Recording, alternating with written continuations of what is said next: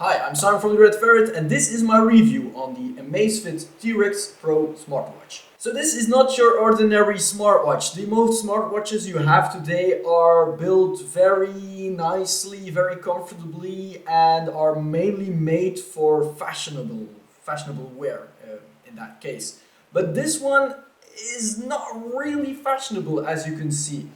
It does look nice in my opinion because it looks like a G-Shock watch and feels like a G-Shock watch, but it's more than that, of course. To be fair, this is a watch for people who are really active, and with active, I really mean going out hiking, going out running, free running, parkour, going out swimming, diving, all that stuff.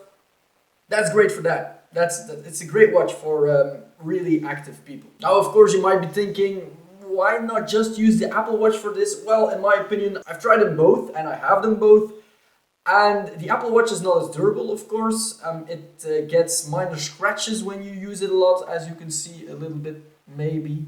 And you have more sports modes on this watch compared to the Apple Watch as well. So yeah, that's really nice. Now, for the pros on this watch, let's go.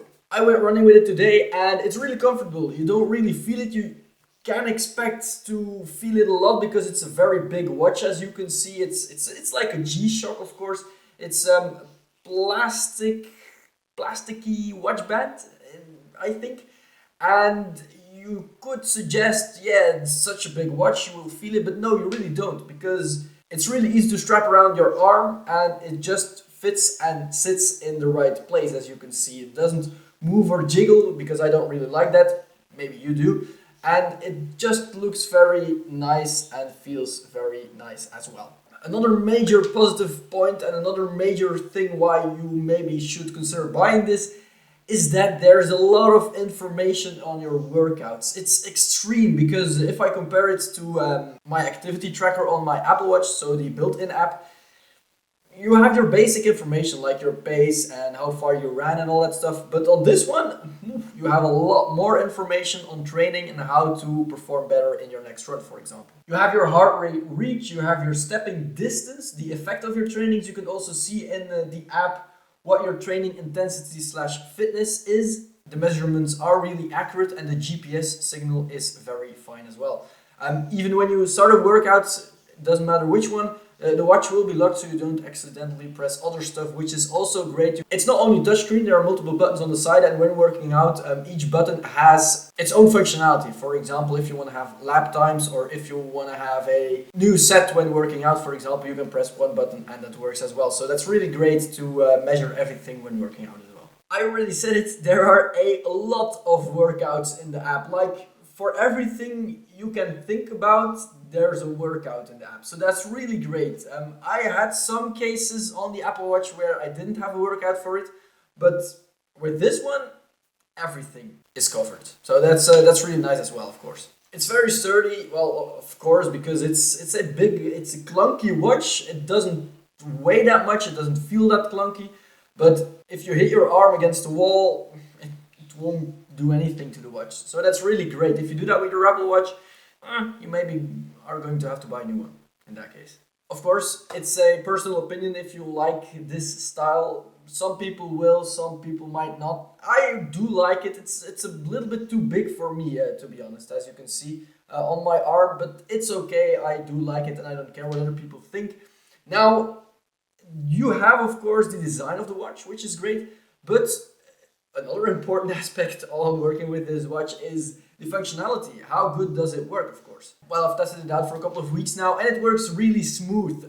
Everything you press goes very fast. It's an OLED display, so that's nice as well, and everything just works very smoothly. You also have the option to change things internally in the code of the watch. I would not consider doing that, but there are some tutorials out there on YouTube on how to do that. So you can have other stuff that's not built in the watch, but I don't really know how, so I'm not going to do that. The always on display is really nice. I don't have that on my Apple Watch SE, so you can always see the time, which is awesome for a watch. It's like the main reason why you have a watch, probably, to see the time. One thing I did not really like, now we're talking about the always on display, if you turn your wrist to see your watch face, then it takes a couple of seconds before your watch face starts up. Now, not a real big issue, but it's faster with the Apple Watch. And in some cases, it's similar to the Apple Watch, but in most cases, it's slower than the Apple Watch. Another cool thing you can do with the watch is you can measure your blood oxygen saturation, which is really nice as well. You can measure your stress levels. There's a lot of stuff you can measure with this one, so that's really great. Now, last positive thing I really want to stress out, the battery life is extraordinary. It's like you have 2 days on your Apple Watch at max, depending on how you use it.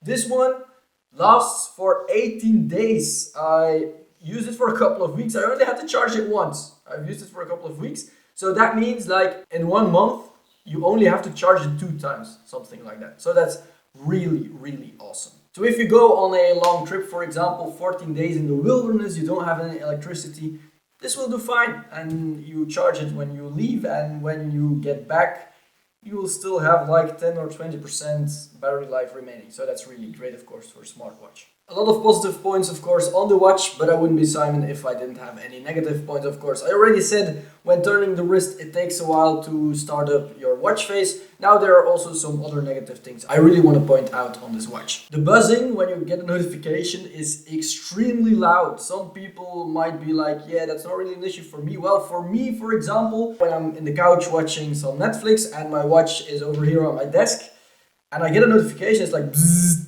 like for real, it's that loud. Bzzz. So if you have people coming over and you don't have your watch on your wrist, it's a little bit annoying. So yeah, I did not really like that. Syncing to Apple Health and Strava is not that easy. You have the Zep app, which is an app specifically for this watch.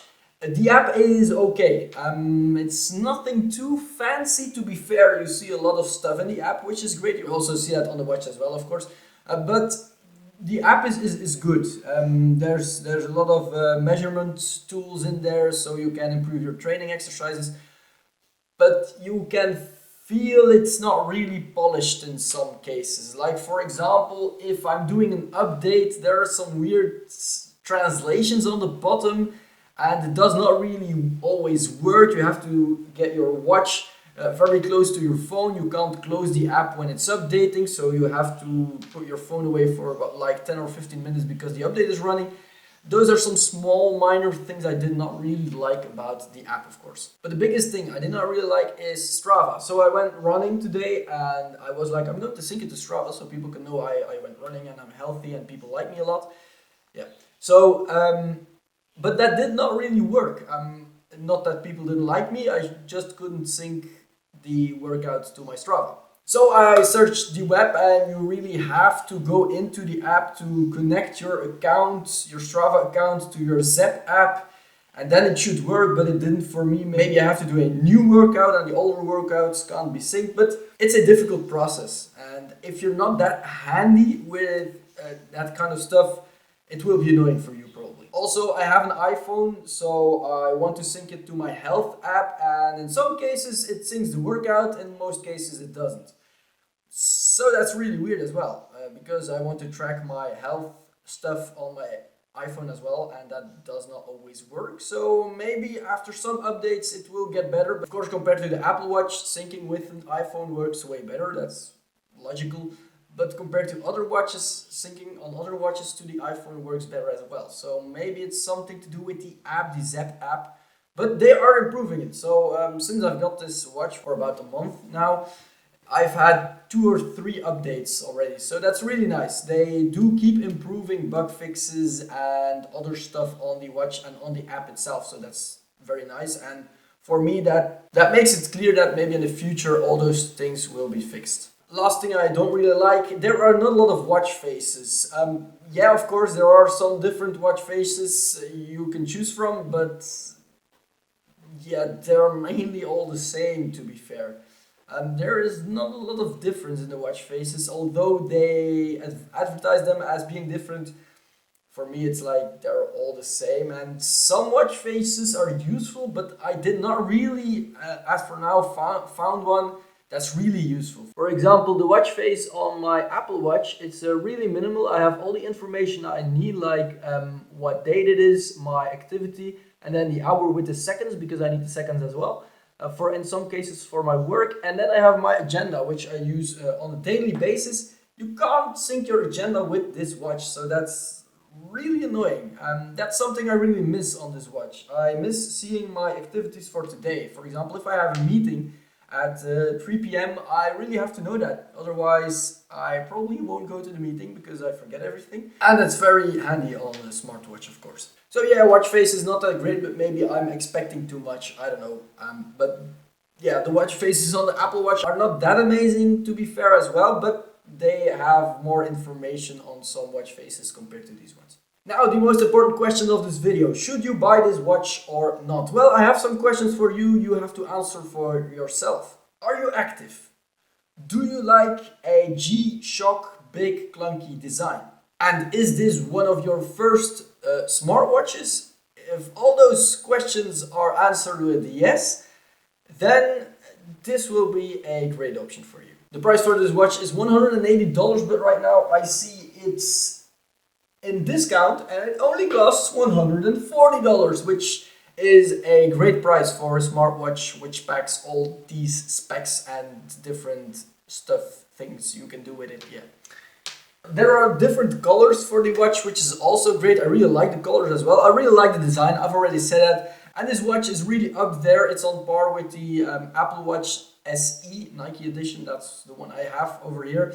I've compared them over the weeks. I did exercises with the Apple Watch. I did exercises with this one. I can't really find really big things or big no-nos why you shouldn't buy this compared to the Apple Watch. Of course, the Apple Watch is more aesthetic looking. You have a lot more wristbands as well, which is a positive point on the Apple Watch. But for activities, tracking, all that stuff, this one is even better in some cases, so that's really nice. Now, one thing I do miss about this watch is Hey Siri or Hey Google, for example. If I want to set a timer, I use this a lot on my Apple Watch when I'm cooking, for example. Hey Siri, put a timer on 5 minutes and I will get a notification after 5 minutes. So that's really nice. You can't do that with this one. You have to do it manually. That's the difference, of course. So yeah, I think I covered most stuff with this Amazfit T-Rex Pro smartwatch. I really enjoyed using this smartwatch and I will use it more in the future as well for working out, for example. But as a daily driver, it just looks nice. As you can see, it's a very nice smartwatch. It's sturdy built, it looks nice, it has a lot of options. And yeah, it's a good bang for your buck. That's how they say it in England or America. Yeah. Now, of course, as always, if you have any questions regarding this Amazfit T-Rex Pro, let them know in the comment section down below and I'll be very glad to help you. I hope you enjoyed this video. If you did, leave a like down below. If you didn't, leave this like and tell us why so we can improve future videos. And I hope I'll see you in our next video.